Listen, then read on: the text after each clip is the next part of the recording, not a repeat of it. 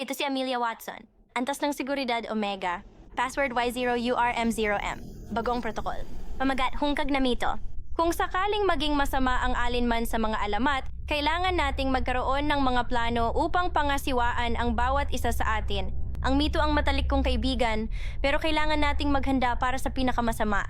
Pasensya na kung kinailangan ko pang gawin ito dahil ayoko nang magkaroon pa ng isa pang masamang wakas. Pangalan ng kodigo ng file, ang Atlantean Shark. Si Gargura ay isang mabuting kaibigan, ngunit isa ring napakatalinong mandirigma sa lupa at may kapangyarihang ilabas ang kanyang anyong uhaw sa dugo. Si Gore, na nagpapataas ng kanyang bilis at kapangyarihan at gagawing hindi mahuhulaan ang kanyang mga pag-atake. Mahirap siyang labanan ng mano-mano, pero dahil hindi siya marunong lumangoy, gamitin ang tubig para bumagal siya. Akitin siya sa lawa para mabawasan ang kanyang bilis. Nagpapakita rin siya ng malaking interes sa mga pagkain tulad ng pizza at french fries. Makakatulong ito sa iyo na ilihis ang atensyon niya at pigilan ang kanyang mga kilos kahit sandali lang. Magsiyasat pa tungkol sa basang pizza.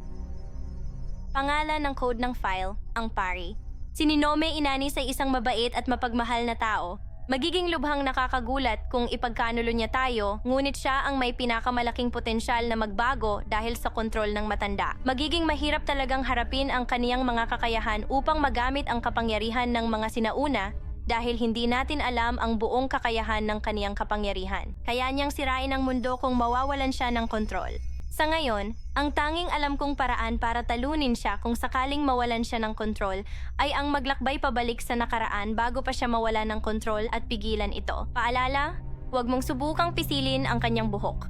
Pangalan ng code ng file The Phoenix. Si Takanashi Kiyara ay palaging masigla at palabiro.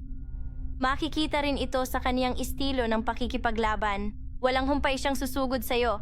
At kahit mapagod siya at sa wakas ay matalo mo siya, muli siyang mabubuhay at magiging mas malakas kaysa dati. At mag-ingat sa kanyang mga apoy. Marjorie, umabot sa temperatura ng araw sa anyong Phoenix. Iwasan ang anumang direktang pakikipag-ugnayan sa kanya habang nakikipaglaban. Tila imposibleng pigilan ang isang galit na Phoenix, ngunit mayroon pa ring ilang kahinaan. Ang kanyang mga kapangyarihan ay may kaugnayan sa kanyang mga emosyon. Kung magagamit mo ito sa iyong kalamangan, maaari mo siyang pigilan o hulihin para pigilan siya sa anumang karagdagang pagkawasak. Maaaring gamitin si Calliope para dito. Pangalan ng code ng file, ang Reaper Apprentice. Si Mori Calliope ay isang napakasipag na individual kapwa sa kanyang pag-rap at pag-aani. Kaya kanyang punitin gamit ang mga salita at karit niya. Dahil isa siyang Reaper, kaya niyang kitilin ang buhay mo sa isang dampi lang. Kaya huwag kang lalapit at ang kaniyang anyo bilang Reaper ay maaari ring maging dahilan para hindi siya mahawaan ng anumang pisikal na pag-atake. Kahit na mapanganib siya, napakatorpe niya rin. Mag-ingat sa anumang pagkakamali sa kanyang mga atake at gamitin ito upang kontrahin siya. Ang iba pang mga pagpipilian ay mga banal na pag-atake dahil siya ay mula sa mundo ng mga patay, kaya maaari siyang maging mahina sa mga banal na elemento. Subukan mong humingi nito sa isang purong madre. Hoy! Kung natuklasan ang mga planong ito habang ako ay may kapansanan,